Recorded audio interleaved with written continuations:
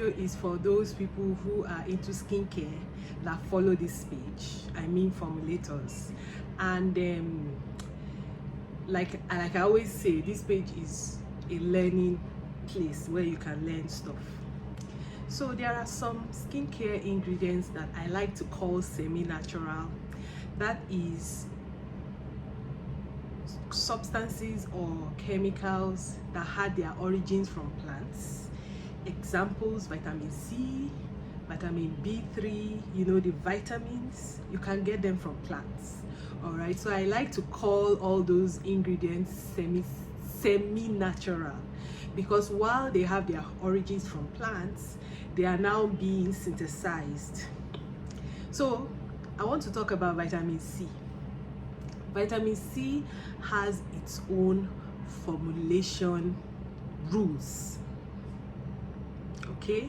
And it is because of the very nature of vitamin C, the fact that it is an antioxidant, that makes it one of the most unstable substances or ingredients you can work with. Because you can have a vitamin C solution, I mean dissolve it in solution now, and by the time you test the vitamin C content, depending on how you did that solution, between now and 24 hours, it will be from maybe 99% to almost zero within 24 hours. So there are a lot of factors that you need to consider if you want to do anything that make skincare that contains vitamin C. So for instance, serums. I do serums, okay? So you will notice that our serum is not just vitamin C. It is an enhanced vitamin C serum. That means that there are things that have been done to it to preserve the vitamin C in it so that it can last longer and work better. And all these things were done by understanding the chemistry of vitamin C, which is ascorbic acid. It is an antioxidant. It is a reducing agent. So first thing is pH. pH is very important if you want to make stable vitamin C formulations. Then the presence of certain ions. Okay, so ions are either positively or negatively charged particles in solution, typically metal ions. If they are in that solution, they will make your vitamin C degrade faster.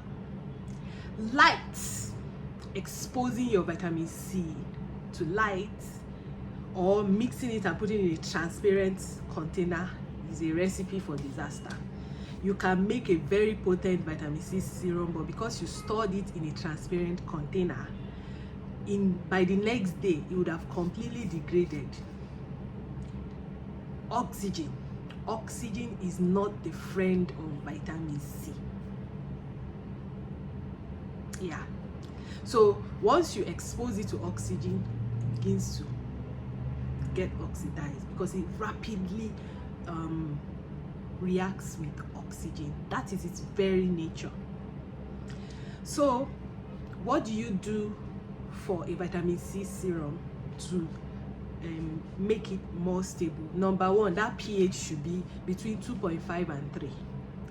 That means you have to create a medium that is within that pH range. So your vitamin C serum must be that acidic. Yes, that's one.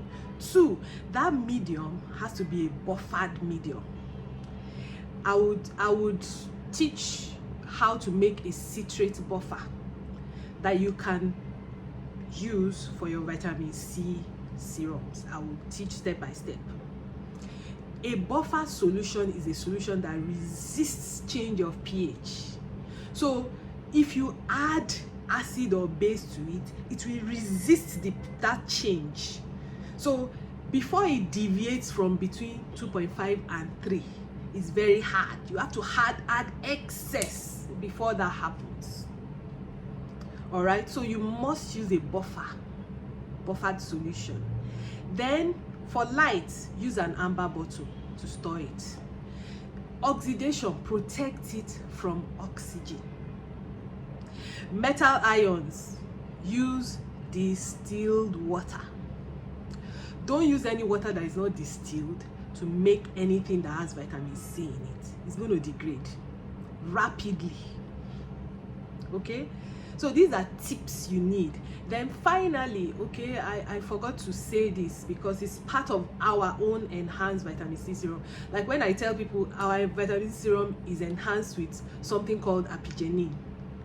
It is an antioxidant which I easily get from a particular plant that is abundant in our surroundings. I will not mention it because it's a trade secret to me. So when you add an antioxidant like apigenin in a vitamin C serum mix, it can protect it from oxidation from oxygen. Okay, then finally storage, put it in the deep freezer. Okay, so these are tips for people who work with semi-natural skincare additives.